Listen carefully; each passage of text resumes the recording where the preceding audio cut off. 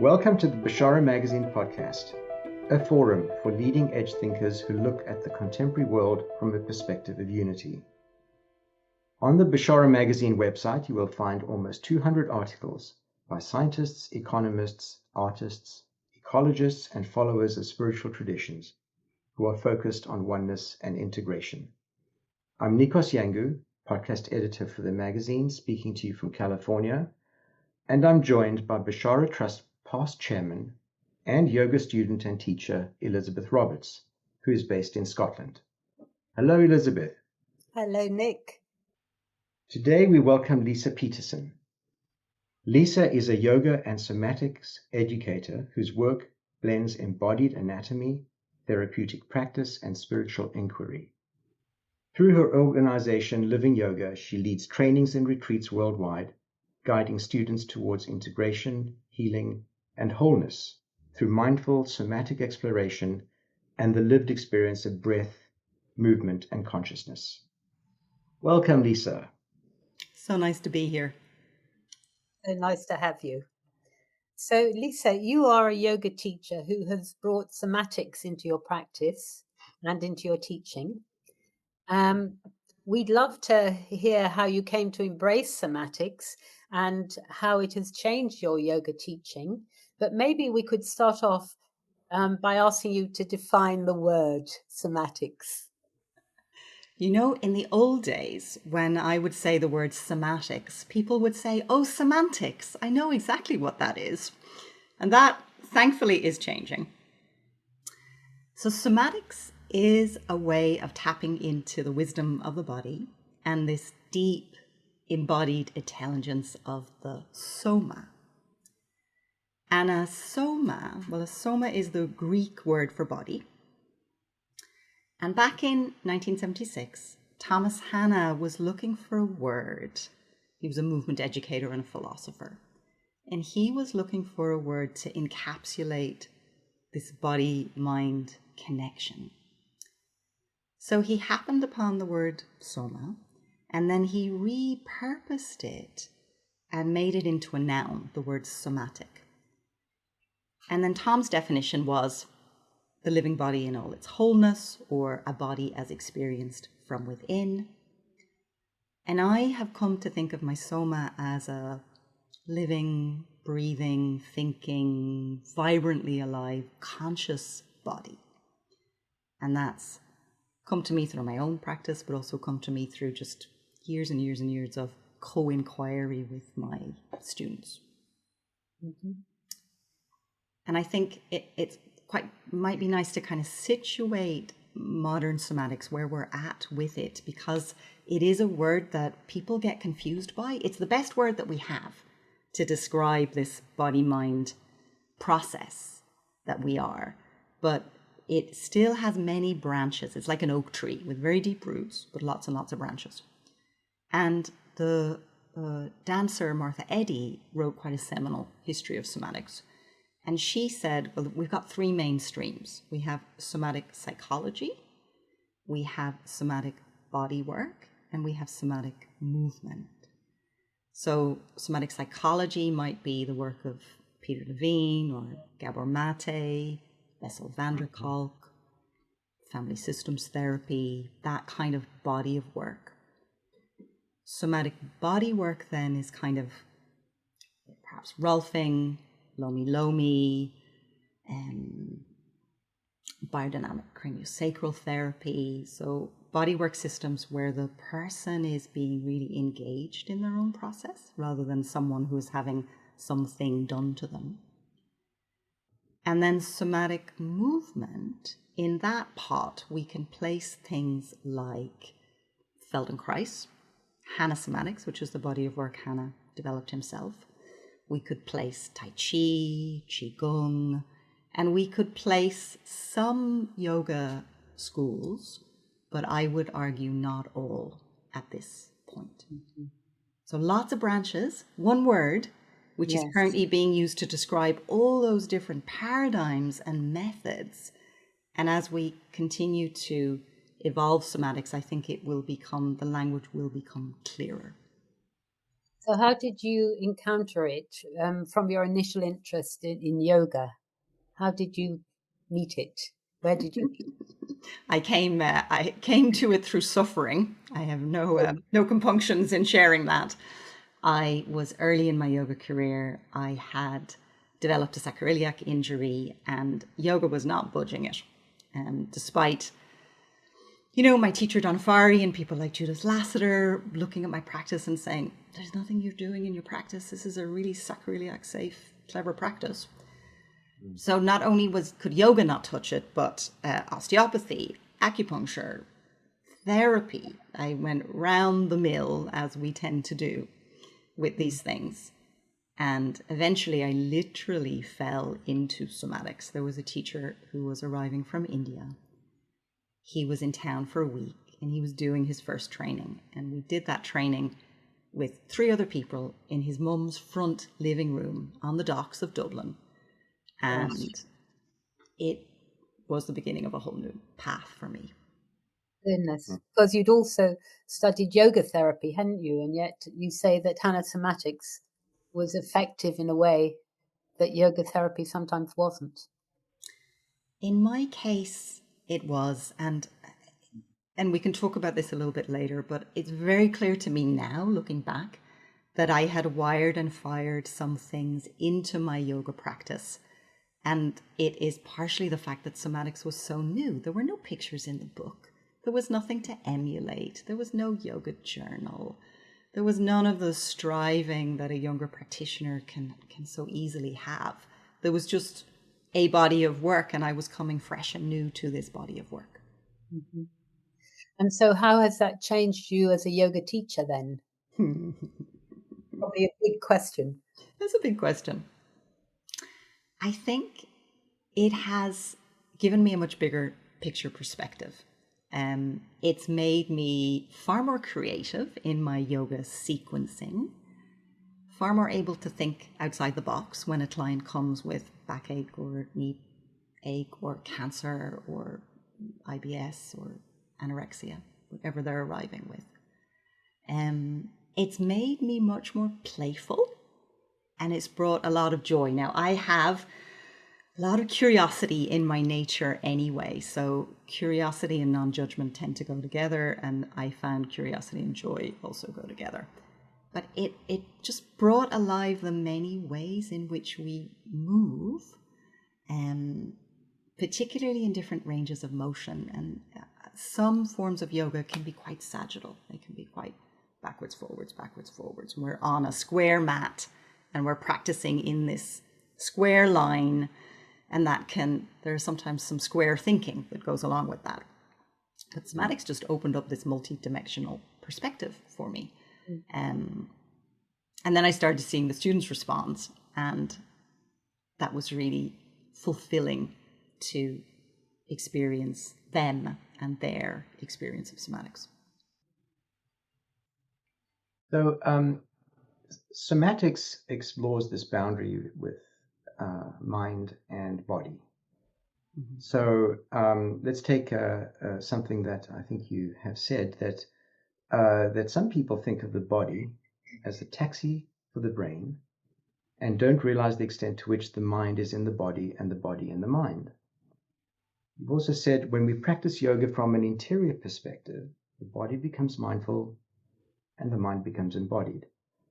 So let us ask you, how does the body speak its mind, and how do we learn to listen to it?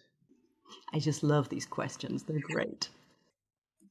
So first of all, if we say that the body speaks its mind, we are presupposing that a body has a language. So perhaps the first thing to clarify, well then, is what is the language of the body?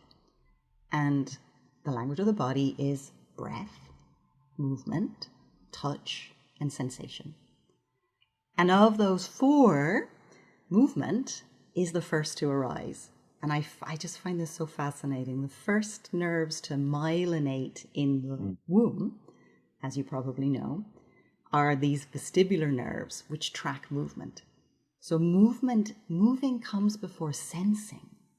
Moving comes really before anything else. And as a mover, Of course, I have a bias towards moving, but I really enjoy that idea. So if the body speaks then in breath, movement, touch, and sensation, what kind of signals is it giving us? And the whole day long, the body is telling us that we're hungry or thirsty. It's sending us signals that we have a full bladder or an empty bladder.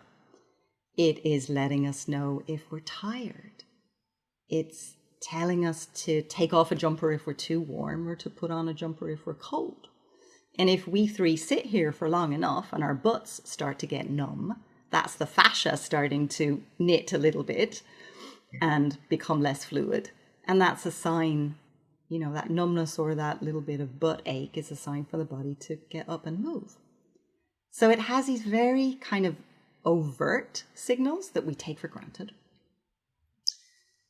And then it has more subtle signals. And these subtle signals are also interoceptive signals, and I'll unpack that word for you in a moment.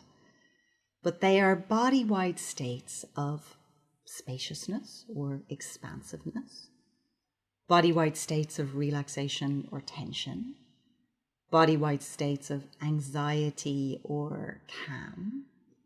And out of these body-wide states, currently in neuroscience, we say that emotions arise. So we have this sensory signature in these body-wide states. And out of that, the mind then extrapolates that a particular emotion is present. So learning to read the more overt sensations and the more subtle sensations are both two really key somatic tools. And I would say in the more overt, in the hungry, thirsty, tired, sleepy, horny, etc., it's actually about, in part, not overriding those sensations. Everywhere I go these days where I teach, people say to me, my culture is burning out. That we're just getting an epidemic of people ignoring their sensations, ignoring their tiredness, ignoring their desire for food or their desire for rest in favor of this accelerated culture that is so prevalent and so replete, so around us. And we really have to consciously extricate ourselves out of that.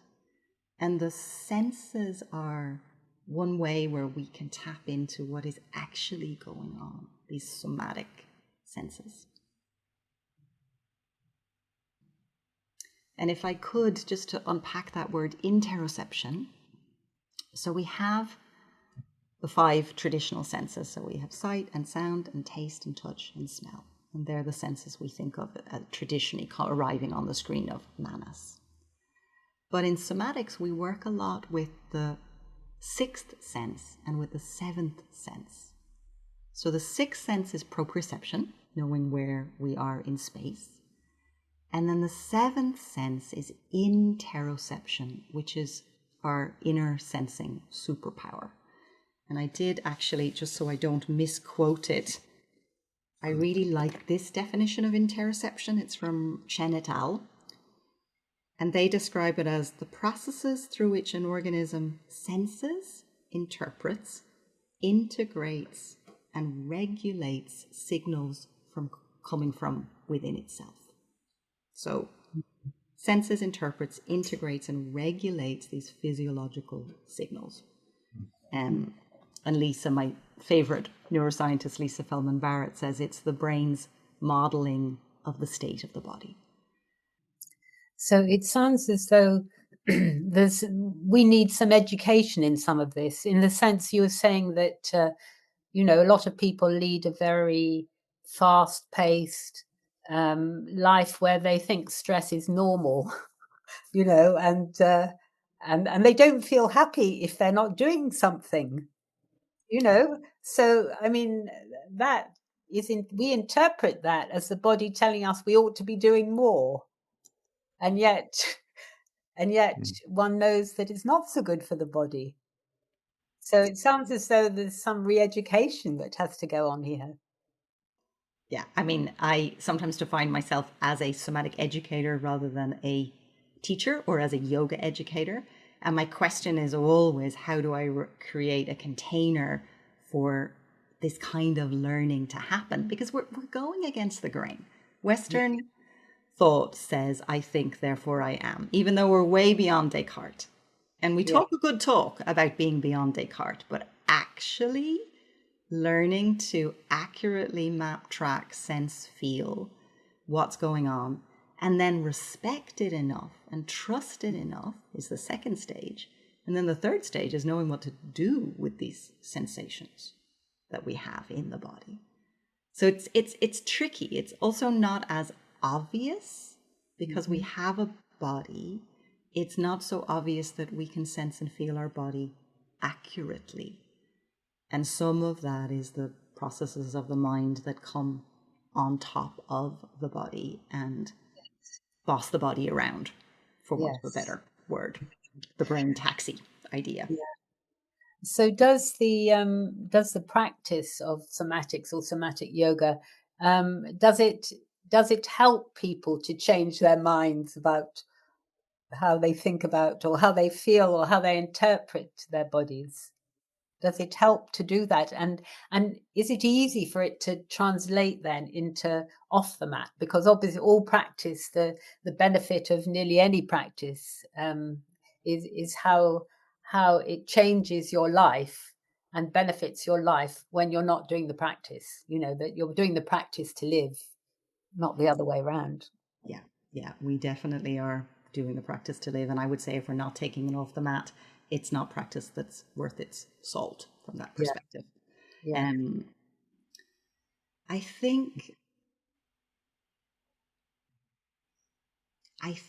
think we have a really exquisite body intelligence. And I think we all came to being these walking, talking, capable, upright, adult human beings through that body intelligence. So when I come to teach, or when I meet a body of students, I'm never trying to dumb down the intelligence that's there. A little bit like yoga, I'm trying to uncover or change wipe the windscreen clean so that people can actually see reality, which is the amount of embodied intelligence that is present. That said, I think it's really useful for a certain sort of practice to be present to teach these skills. And for me, that practice through experience is a slower, gentler, simpler, more deliberately focused practice where we're giving students and ourselves less to think of. Sometimes I say, imagine you're driving down a super highway, in New York or I don't know, wherever, somewhere they have super highways. And there's just so much information to track when you're driving down a really busy network like that. Whereas if you're driving down a single Irish country road and there's a bit of grass growing down the middle of the road and perhaps a sheep wandering around, the information that is there to process is much less. And I think current neuroscience says we process 70,000 thoughts a day, and that's just with the cognitive mind. So we just have so much arriving onto the screen of Manas. And if we can simplify what's arriving, then we can do more with the information that is there. So I think part of people's ability to take it off the mat is the skill in education that the kind of conditions that they're invited into, where they can learn something really clarifying about themselves and then leave the class knowing more than they came, but leave with something tangible, something that they own in their own felt sense. Does that answer your question? Yes, it does. It does, especially the last part. That I think, to learn something in that visceral way is very different from memorizing it. And you're much more likely to be able to return to it because you know what it feels like in your body. Somehow your body remembers it rather than the thought that your brain might forget. Yeah. And sometimes I talk if we're repatterning or we're changing habits or we're trying to do something new that hasn't been done before. I'd say it's like walking through a forest. And if the forest is really overgrown, the first time you walk that path, you're going to have quite a lot of clearing to do. And the second time you walk that path and you lay down that neural pathway in your brain, it's a little clearer. And the third time you walk the path, and the fourth and the fifth, until that path is now your new path. And you don't go back to the old path because the body says, this is easier, this is calmer, this is clearer, this is stronger, this is more stable, this is less painful or less difficult. And the body will always choose the most functional way to do something. It's often the mind that comes on with its ideas about what a movement should look like, what the neighbor is doing in the movement, like a little sneaky peek in the side mat, or all of these, judgments that we have around what a practice should look like and feel like, rather than getting in on the inside and going, I have the first person privilege of being in my soma. What is it like to move, breathe, be in my body? And what do I need? Which might not be what the teacher is inviting at all. So this brings us a little bit to this concept of sensory motor amnesia, which what you're talking about is how we forget, or we don't listen. This process of interoception, somehow this feedback loop between the sensory motor aspect of our beings has broken down. And so what I'm hearing from you, Lisa, is that it's not just physical rehabilitation we're talking about. It's also, it's more of one could even say spiritual awakening of embodied consciousness, reconnecting the individual to wholeness, presence and self-agency. These were some ideas that came up when I was doing my research. And so this retraining of the nervous system is a very deliberate and holistic process of bringing the body-mind into alignment and making the unconscious conscious. Would you agree with that? I would. And I absolutely adore Richard Rosen, the Iyengar teacher. He has a description of SMA and he calls it physical avidya. And I love him expanding. I love how he expanded that out. So SMA in Tom's original, so that's a term coined by Thomas Hanna. And it originally meant the loss of control of muscles. So let's say we have a tight shoulder and the shoulder is habitually tight. If we had control over that shoulder, we could simply say shoulder relax, and the shoulder would be perpetually relaxed. It would never go back into its state of tension. But because we have communication between the brain and the muscles, and the brain is trying to keep us alive. I mean, that is our brains and our nervous systems. If we talk about that part of the nervous system, that's its primary function. It wants to keep us alive. So it does its very best with coping strategies, patterns, habits. I have such compassion for the part of my nervous system that is acting like a bodyguard or a well-trained guard dog, as my meditation teacher would say, and trying to do its best to, keep me alive. So what we can do where there is either a physical SMA in the body or another form of SMA is we can go in and we can start to turn the lights on in different places. And for me, where physical SMA shows up is really clear. The movement is a bit jumpy, jerky. Elizabeth's heard me say this before. Jumpy, jerky, shaky, might be a bit of snap, crackle, pop. It's jittery. So we can do a movement and we can say a really, really simple movement. And I can say to someone, can you feel your muscles gliding short and gliding long? And usually the answer, if there's tension there, the answer is no, I can't feel it. I'm like, okay, can we use touch? Can we use partner work? What can we use to help this part of the body that has been exiled or kind of shut out? How can we bring it back into the fold again and reconnect the sensory motor loop? So a really practical thing to do when we do any movement is to look out for those jumpy, jerky, jittery places and smooth them out, make them more seamless, make them more glidey. And when we do that, what we're doing is we're repatterning the nervous system in the moment. So it doesn't matter if it's the plumber down the road or the little old lady with pelvic floor issues or the top class athlete or the working mama or whoever. We all have human nervous systems, and we all have human nervous system compensations. And we can all go in and say, where do I have some jumpy, jerky, shaky in my body, and can I smooth that out? And this is the beauty of these somatic bottom-up processes. Because they're from the felt sense, if we can use the mind to observe and to witness what's happening, but when we do it in conjunction with the body, now we're bringing them into being dance partners, particularly when we have the breath in between the body and the mind. And if I may, what might be useful to frame is the idea that we learn as humans. We have top-down learning and we have bottom-up learning.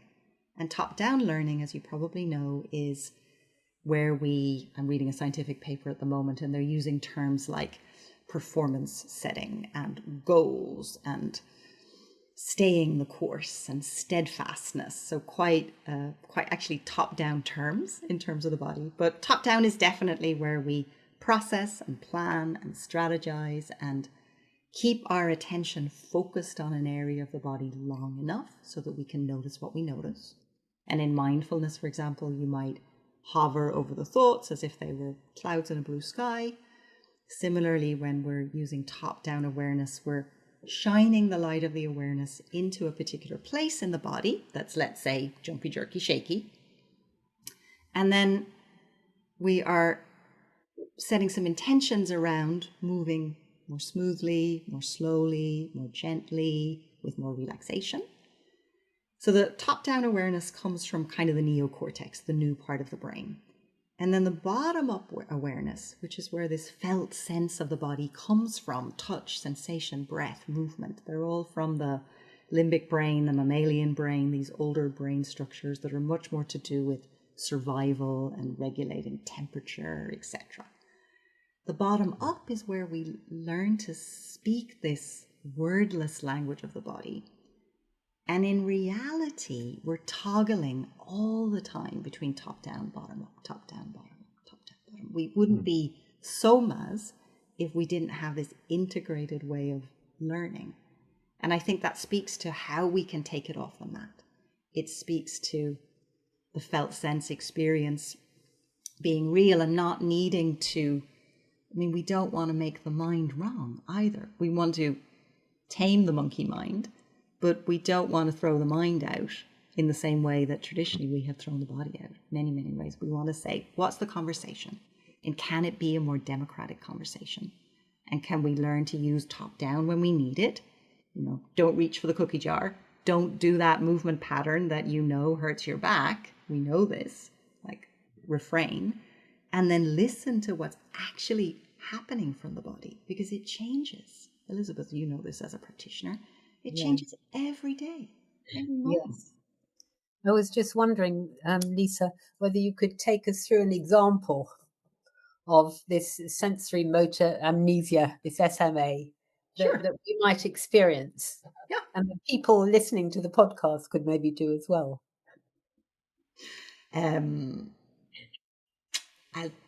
Very, very simple. And I was doing this with a client yesterday. She was on her back. You can try this at home whenever you're listening to this. Yeah. She was on her back with her knees bent. And she has back pain, lumbar spine pain, like most people, and some tightness in the lumbar spine. So one thing we can all do is if we now place our hands on our lumbar spines, we can sense the tone of the muscles. And tone is just readiness to respond. Are the muscles hard, or are they soft? Are they spongy and nice and palpable and flexible, or is there a little bit more tone in them? And sometimes one muscle will be larger than the other or more apparent than the other. So first of all, the ability to be able to sense that is one, what's the tone of the muscles? If we can't sense that through the hands, that's already a sign that there's something going on. There's a little bit of this physical avidya present. Avidya meaning? Well, ignorance, physical ignorance in this case, if I'm using Richard's term. Yeah. And then if we lay down on our backs with our knees bent and we slowly arch the back, so we slowly roll so that the back extends and the tailbone points down towards the floor, and then we slowly roll the other way so that the back flattens towards the floor. Exactly. You can also do it in sitting. Yeah. If my client, I asked her the other day, can you feel your lower back contracting? Can you feel it sliding shorter? And can you feel it gliding longer? And she said, no, I can't. I said, great. We've got somewhere to start. And that experience is just, I cannot explain how many places in the body we simply do not feel. It is absolutely mind-blowing when we start to shine the light of awareness, somatic awareness, on all these individual places. And in general, if you want to do your own detective work, I would say that anywhere there is tension in the body, whether that's the jaw or the shoulders or the back or wherever, the hip, there is some SMA. That's a general, I'm not one for rules, but a general principle, I would say. Yeah. And is that lack of awareness, that ignorance of what the muscles are doing, is that what can cause pain? Is that? It is, yeah. I mean, there are many things that cause tension. We know that the mind can cause tension in the body. We know that emotions can cause tension in the body. We know that the mind can stop movement. So we're sitting here in front of the computer and we have a deadline and we really want to get up, but the mind says, no, we have to complete the deadline. So the mind is then overruling in a very authoritarian way what the body wants to do. So it's using willpower. So the mind will very often stop movement, or it will say a movement needs to look like this, feel like this. The teacher says it should be this way. And again, when we trust these external authorities over our own wisdom, we're giving over our agency. We're giving over our power. Not that we don't need teachers and guides who've been down the path, but if we consistently give over our power, our felt sense, our own agency to others, then we're not honoring what's inside. Yeah. So how do these unconscious tensions, this sensory motor amnesia, I mean, what sort of things cause it? How does it happen? Yeah. It can be, so first of all, it starts very early. It can start, if you're mapping into kind of mental emotional trauma work, it can start as early as the womb, that we start to what is called armor muscularly. We start to create defense mechanisms or strategies or coping behaviors in the body in order to meet life. And I'll give you a very humbling example. I am a shoulder holder and I have decades of somatics yoga under my belt. I am still a shoulder holder. No problem saying that. And I have not yet got back to the part of my nervous system which feels safe enough to say, you know, it's okay to relax your shoulders. And that in me is because that pattern tracks back to just after conception, actually. It's quite old in me. So we have these patterns that start very, very early, and they are coping mechanisms. As I said, they're there because the human nervous system is wired for survival. So that's one possibility. Trauma, capital T trauma or small t trauma, is another possibility. There's the idea that every time you fell off your bike, it's somewhere, as a 6-year-old, somewhere in your system. So every experience that we have is encoded in the body's tissues. And then there's things like sitting with your right leg always crossed over your left, or always carrying your bag on one shoulder, or even wearing glasses, as I also do. There can be different vision in the eyes, and that vision can cause the head to tilt and rotate. So it's a combination of small t trauma, big T trauma. functional movement patterns, coping behaviors, strategies, and then obviously things like sitting at desks for too long, heavy lifting, manual laborer. You know, I have lots of friends who are gardeners who are like, oh God, my bloody back. I spent 10 hours in the garden yesterday and give me some somatics, please. Yeah. So all of these things that we do. Yeah. And I think it's really helpful in that question of what causes tension and pain to have a very broad and compassionate lens on the story behind the pain, in the knowledge that if we can make it less about story, we'll actually save ourselves quite a lot of time, and simply use these practices in order to help ourselves in the moment, because that's the only moment we can make change is now, is this moment. And that's really potent if we're present. So here we have yoga as a moving meditation, somatics as a moving meditation. When we're really present in what we're doing, then there's huge possibility for change and rewiring in the moment. That's great. Another way of thinking about this that's occurring to me as you're speaking, Lisa, is this idea of the Vedantic idea of koshas. And so I'd love to hear more about this. I think you've said that any kosha, and kosha, let's get a definition of it first, but I think it's something to do with the levels of the subtle body. But you can elaborate on this, please. But you've said that any kosha can act as a doorway to wholeness and transformation because each reverberates on all levels and affects all others. So as a model for healing, it sounds right. And from what you were just saying, this way of bringing your body into alignment with the mind in a complete soma sounds like a process that does work. And so how does it work? And what can we learn about our own nature by becoming fluent in this type of language of the body? This is a deep question. I'm trying to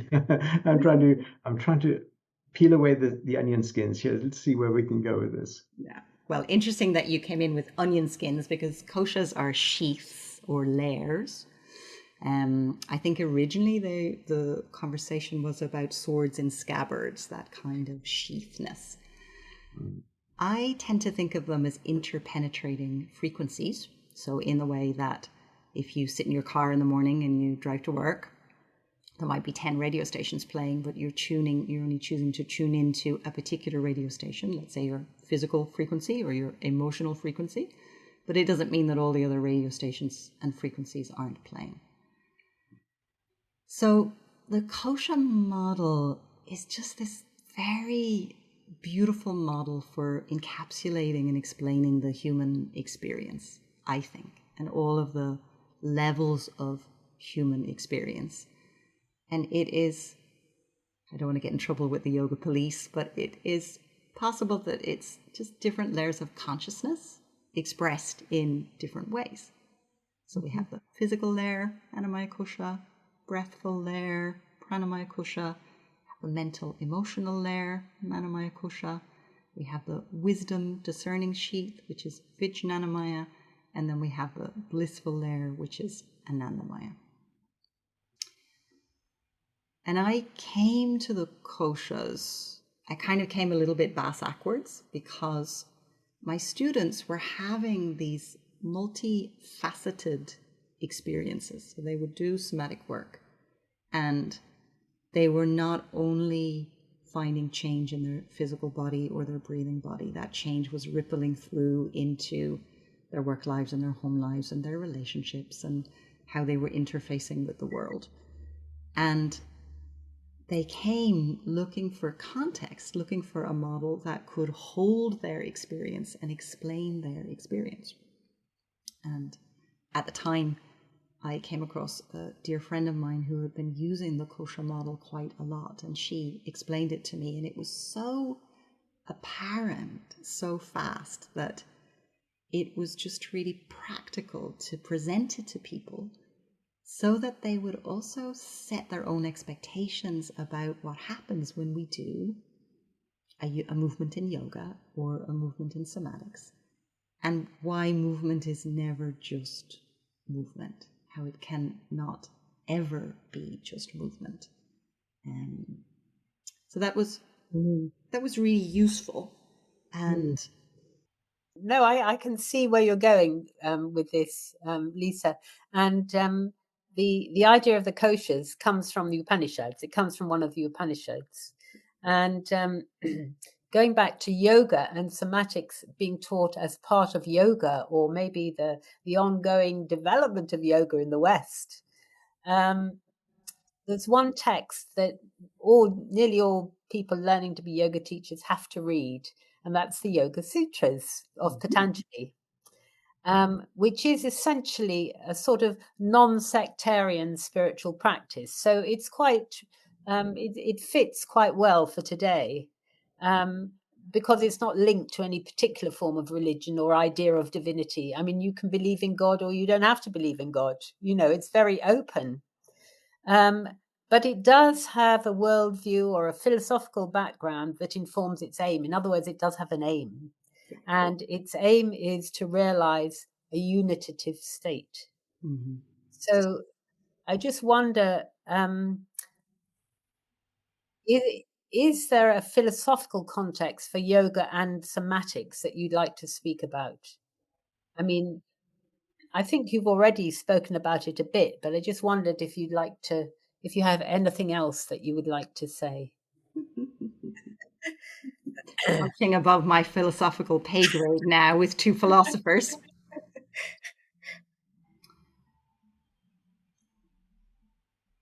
I think what's really apparent, I can speak personally to that. I think what's really apparent to me as a practitioner and a seeker and a path walker is how challenging it is to be in the human experience if we don't have if we don't have a witness. And if we don't have the idea that witnessing is also witnessing, as a friend of mine likes to say. And I think that when I use my own witness in a non-judgmental, clear way, I get to experience what is going on at all the levels of my koshas without all the story, without all the layering, without as much, even if I am in memory, fantasy, projection, storytelling, and in the physiological body responses to being in memory. If I have my witness present, I can still see that. I can see there is memory. I can see that there is this very, like a cascade of hormonal body response, but that it's not real because actually I'm in the moment. I'm not in that memory or in that future fantasy. And I think that's what's so tricky about the human experience, is that we spend so much time in memory or in the past or in the future. Mm-hmm. And those memory projections from the past and those fantasy projections from the future all have a physiological effect in the body.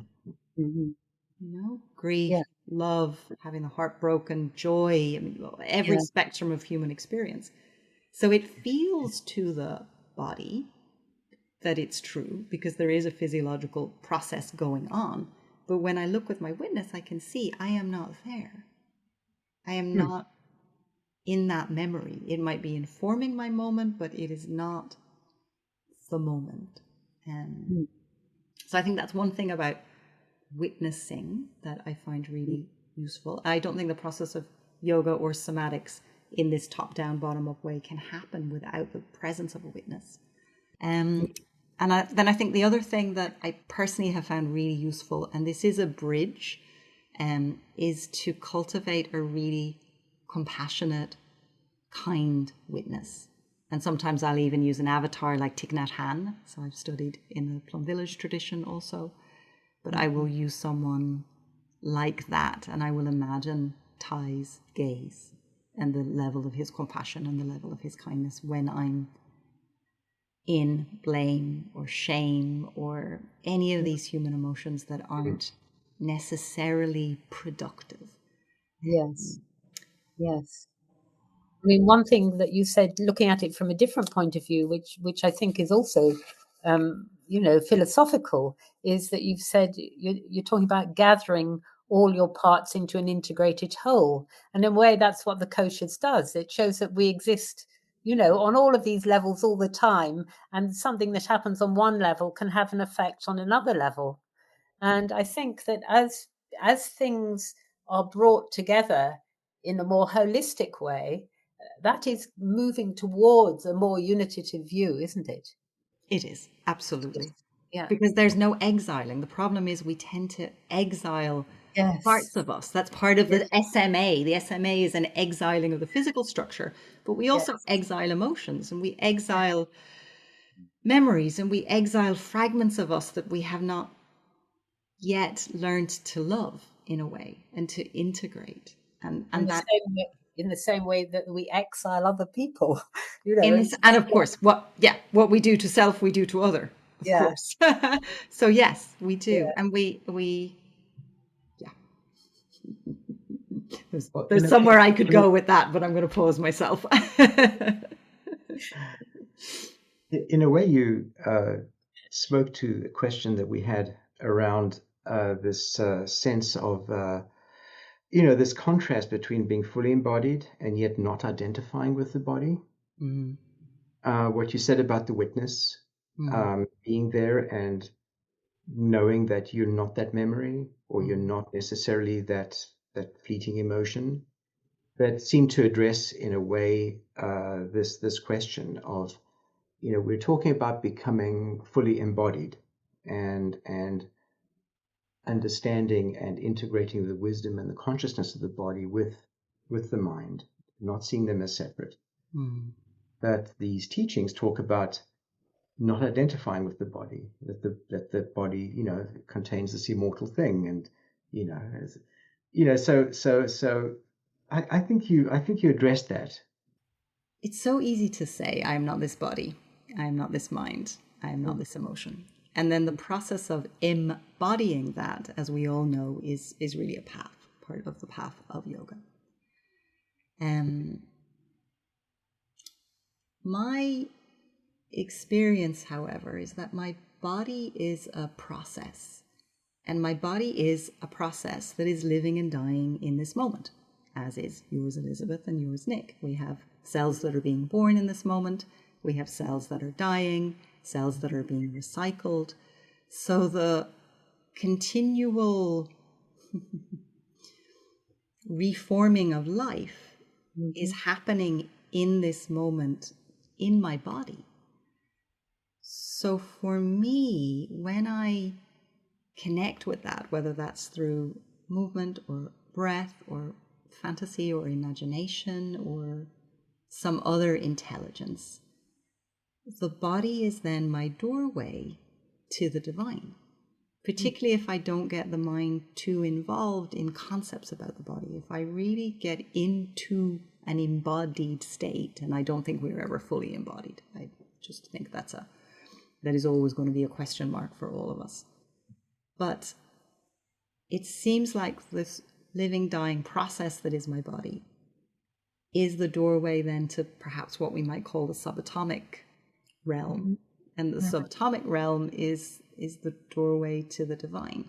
So if I don't get the mind too involved, I can skip jump. And I have had really clear experiences of knowing myself as a part of existence, as part of the fabric of the universe, in the same way that you are, and the plants and the trees and the more than human animals and the fungi and the oceans and the rivers and the everything. And that interpenetrating, interdependent nature of my body with everything and everyone leads me somehow, even though one could say that that's an identification, but to me it seems to lead me to the divine and to the bigger picture perspective that this body is living and dying in this moment, and will Yeah. become compost for the earth and will reform perhaps in another form or not. Who knows? So what you're describing there, Lisa, I mean, that is, you're not reifying your body, by having this sense that it is being, as it were, reformed in every instance. It never hangs around long enough to become a thing, So it sounds very alive and very in the moment. It's a question that I definitely sit in, and the somatic processes have taken me there without engaging in my body at the subtle level, which we all can. I don't think I would have perceived my body as a kind of this form. And we know with, advanced meditators, they have experiences of the body dissolving and the body not being form. And I've had some of those experiences too. And yet here it is sitting here with you. So it magically managed to reform itself and then dissolve again on other occasions. But I think for me, as long as I don't get attached to that, and also if I don't get attached to my body of yesterday, I can get less attached to wrinkles arising and belly fat and all of this process of aging. It's as yoga says, it's the attachment, the craving, the desire, the aversion that causes the suffering and the identification. Yeah. Yes. Oh, Wonderful. wonderful. Yes, wonderful. So I'm seeing that time's moving on now. So maybe just to sort of round up, um, I hadn't really heard much about somatics until I met you, Lisa. But you've made me aware, and I've now start to hear it, and it is a bit of a buzzword, and not just within yoga circles, but within various other forms of therapy, Buddhist practice, and so on. And at the same time, we're living in an increasingly disembodied, virtual, digital world, where we talk to each other through the screen. We don't get together in physical form and sit down next to one another. So, do you think that it's not surprising? It's somehow fitting that this area of research is starting to burgeon now, so that we don't end up like Mr. Duffy in James Joyce's The Dubliners, who he said lived his life a short distance from his body.